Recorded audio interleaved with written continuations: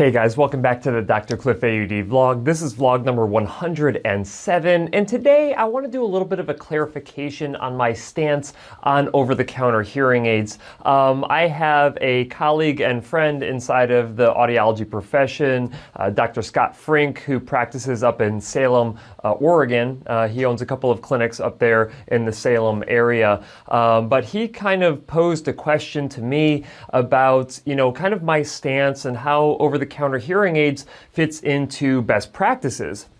And it was actually a really good question that I kind of want to clarify my standpoint of it. But before I get into that, if you guys could do me a favor, click that thumbs up button. Let me know that you support the channel. I really appreciate it. If you're not subscribed, go ahead and hit that subscribe button as well. And I will go ahead and get into the video. So Dr. Frink basically posed this question this week about my stance on over-the-counter hearing aids with how they're related to best practices. Because if you've been following my channel for a while, you know that I talk about best practices a lot. And I think that best practices are the key foundational things that you need to be doing to make sure that you have the most amount of success with hearing treatment based on research. So I'm gonna get into that part of it here in a little bit, but let me kind of, there's pros and cons to everything. So let me just kind of break down a couple of what I can see as being potential negatives of over-the-counter hearing aids. First and foremost, when these over-the-counter companies, and really over-the-counter hearing aids don't technically exist yet, but there are some companies out there that are talking about over-the-counter hearing aids. They have devices ready to go. There's companies that have been selling hearing aids direct online, so I'd consider them DTC for direct to consumer rather than OTC, since that's not a real category yet. But one thing that kind of bothers me a little bit about it is that a lot of these companies say that the hearing aids that they are selling direct to consumers are just as good as some of the major hearing aid brands that are out there, and they just cost, a tenth of the price or a fifth of the price or whatever the case may be. And I've probably tested more direct-to-consumer hearing aids than probably anybody. This basically is my entire life, is evaluating different hearing aid technologies, determining which technologies are better than others, so I can recommend the most appropriate technologies to my patients and to potentially viewers of this channel. And I can tell you this, that there is no hearing aid that is direct-to-consumer hearing aid out on the market right now that is as good as the least good prescription hearing aid, in my opinion. Now, there are, of course, individuals out there who they have personal preferences with certain devices. I know that the Bose hearphones, when hearphones were available, there are some individuals who are like, I like my hearphones better than these, $6,000 pair of premium level hearing aids. And, I get it, because there are different nuances for everybody when it comes to what they prefer in amplification. The other issue that I have, or my concern rather, going forward, is the idea that over-the-counter hearing aid companies will control the entire dialogue with the individuals who initially try their products. And what I mean by this is that if you go online and you identify that, hey, this product seems right for me, I'm gonna go ahead and order it, and then you get it and you're like, I think I'm having like moderate benefit with this, but I don't know if this is really working for me. And so you reach back out to the company and you say, hey, I'm not sure if this product's great. And they're like, oh, well, we've got a new product coming out in 6 months. Do you want us to send you that one instead? Or whatever. I mean, they're going to be, constantly marketing to you, making you think that the next latest and greatest technology is just right around the corner. So hold on and wait for that hearing aid if you're having limited success with these current devices that you're using. I don't like the idea that if someone's not having success with a particular product, that the only answer to that is the next product in the pipeline for that particular company, when the correct answer might be, the needs of you might exceed the capabilities of our devices, so we recommend that you go see a hearing care professional. So maybe that's the selfish side of me talking, but I just think that if there are certain technologies that aren't meeting your needs, I don't think that the correct answer is, oh, well, try this one or this product that we have or this one that we have. I just don't think that that's going to be the true solution to the problem. The third issue really is this aspect of there are going to be some individuals who get taken advantage of with over-the-counter hearing aids. I mean, it's just the way that it is. Just like individuals are taken advantage of in dispensing hearing aid clinics, there's going to be individuals who get taken advantage of. But like I said, you can get taken advantage of in any form of hearing aid dispensing, whether it's over the counter, whether it's direct to consumer. You just have to make sure that you're doing your due diligence. And I talk about this a lot on my channel. Now, to get to the topic of how best practices fit in with over-the-counter hearing aids, like my friend Dr. Scott Frink posed, and I can see how there is somewhat of a conflict of interest here, because technically speaking, you cannot have best practices followed with an over-the-counter hearing aid. I mean, like, you can't get real-ear measurement. A lot of these devices are not even going to require a hearing test of any sort. Some of them will develop these hearing tests inside of their apps. Some will be better than others. A lot of the ones that I've personally tested thus far have not been accurate when compared to a clinic audiogram. So, I think that there is some concern there that best practices won't be followed. And so does this contradict my belief that best practices should always be followed? And to some degree, yes, it does, but let me kind of explain why I think it's okay.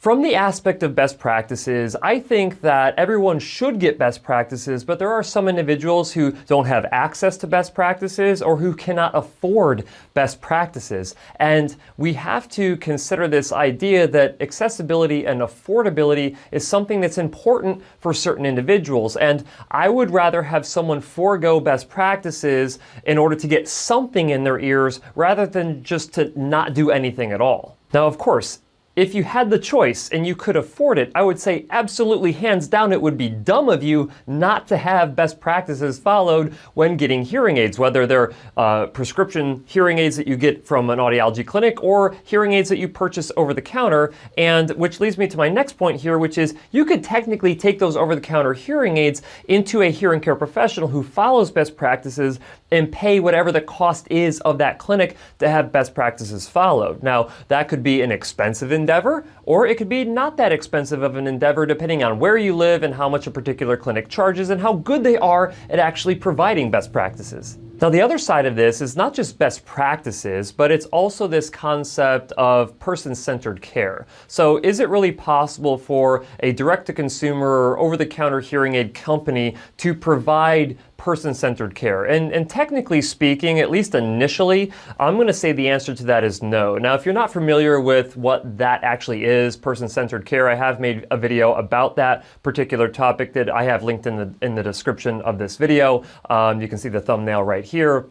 But it's the whole concept of taking a person's specific wants, needs, and values into consideration when selecting technology and then actually ultimately going through the treatment process. A lot of the direct-to-consumer over-the-counter, they're going to have some aspect of like online support, I believe.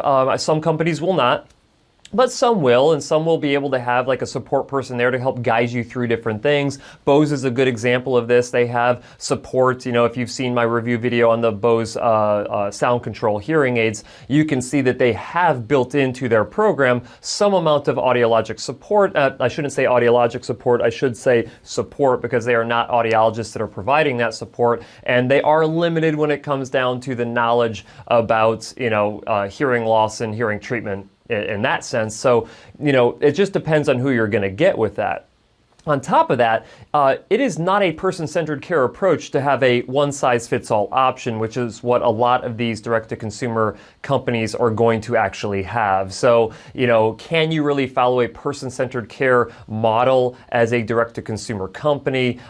Potentially at some point when there are multiple options that could suit different needs of individuals, and if there was an actual full comprehensive testing and consultation process to actually evaluate and determine what product would be best for a particular individual. So I think initially it won't be, but eventually down the road there is some potential for that. Now, like I said before, I think that OTC ultimately is going to be a good thing if you just kind of look at the global influence, or maybe nationwide influence inside the United States of over-the-counter reading glasses and how that had a positive impact on individuals actually treating vision loss. So there was a large unmet need for individuals needing help with reading glasses that you can now buy over the counter easily, that are relatively cheap.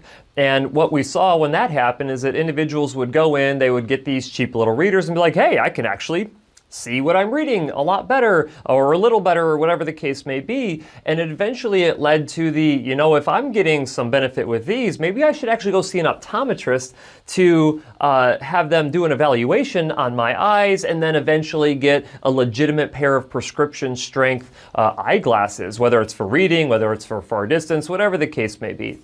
And so it actually had a positive impact on people's overall vision health, which I think that was amazing. And to be honest with you, there were probably other eye-related conditions, medical conditions that were identified by individuals starting out with readers, determining that, hey, this either doesn't work or I'm only getting limited benefit or I want more benefit. And then they go to see their optometrist and the optometrist is like, oh yeah, actually you have a serious vision condition or eye condition that you need to get addressed. So I think that that's really a positive thing that could come out of over-the-counter hearing aids. But again, as long as that dialogue between the individual who's using the devices and the company who sold them the devices is kind of open and honest about like, hey, if you're not getting benefit, it could be because there's an actual underlying medical condition that is giving you difficulty here, and you should go see a hearing care professional as soon as possible. So really it comes down to this whole cost versus benefit, right? You know, here's the thing. If you end up saving a ton of money going with over-the-counter versus going in to a hearing aid dispensing clinic, and you are okay with getting potentially a significant reduction in performance with your hearing, then that's, I think, potentially a worthwhile trade-off, right? Now, if you're the type of person who's like, no, I really want to hear my absolute best, do not fall for the marketing gimmicks that are out there with, you know, you're gonna hear just as good as if you go see a hearing care professional. The likelihood of that happening is likely very low. And could it happen? Potentially. It could potentially happen to where when you self-treat with a direct-to-consumer over-the-counter hearing aid that you get as good of performance outcomes as prescription hearing aids. I don't think we have enough data to fully support that thesis at this point, but who knows? The one thing I am a little bit nervous about, so this is kind of like a really odd way to look at it, but up until the point, like even right now, before OTC is officially available, you know, with this whole access and cost affordability situation that we're dealing with right now, up until now, it has been the successful hearing aid companies, the successful private practice clinics who have been the ones who've been providing, you know, low-cost hearing treatment options to individuals with hearing loss. And when I say low cost, I mean, and oftentimes it's free. I mean, I'm going down here in a month to Grace Hearing Centers down in Tucson, Arizona, to do a fitting day where for free, low-income individuals are going to be getting fit with hearing aids. And this type of thing happens in states all across America. You just have to find out who's actually doing them. And if you are watching this video right now, then you have the ability to do an internet search to actually find one of these non-for-profit clinics who can actually fit you with free hearing aids. Now here's the scary part.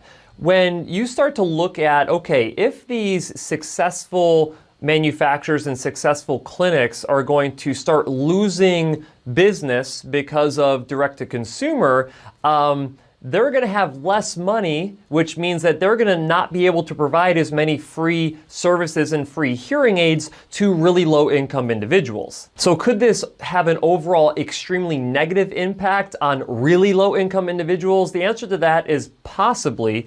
I think that individuals who just either don't want to buy hearing aids or who have very little money to buy hearing aids but can still, you know, scrape up, you know, $500 to $1,000 for what I think is going to be the cost of a lot of these over-the-counter devices.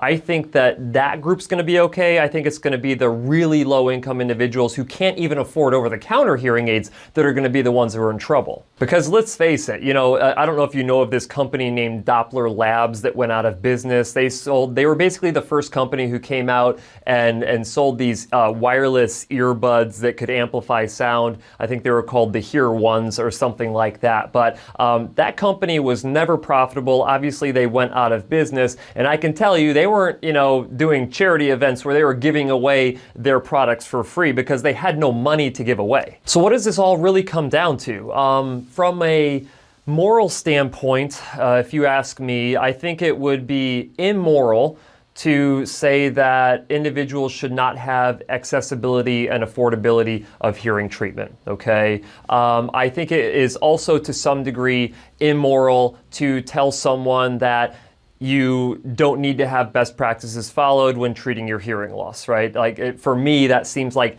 I struggle with it, right? Because I think it is very important if you want to optimize your ability to hear better with no matter what hearing treatment you use. If best practices are not followed, there is no guarantee that you'll even get any benefit with hearing treatment. But I can't let my belief in that obstruct my belief of people deserve to hear better. So Scott Frink, if you are watching this video, just know, like, I totally get it. Like, you know, I preach all the time about best practices and how important they are and why you should never go to a hearing care professional who doesn't follow best practices. And now here I am saying I support OTC. So like I can totally see how this makes me seem like a hypocrite, but hopefully this has provided some kind of clarity as to my thought process behind this. And at the end of the day, I could totally be wrong. All of my viewpoints could be wrong. And I've had incorrect viewpoints before, and I would be surprised if I don't have another one again. Obviously, I'm gonna have incorrect viewpoints at some point in the future again, and this could be totally one of them. So I'd be interested to hear what you guys think about over-the-counter hearing aids. Is it gonna ultimately be a net positive for individuals with hearing loss, a net negative for individuals with hearing loss? Let me know what you think, and then maybe we'll kind of continue this discussion down the road. But that is really all that I wanted to talk about today, guys. I hope you enjoyed the video. If you did, again, go ahead and give it that thumbs up button, and as always, I'll see you next week.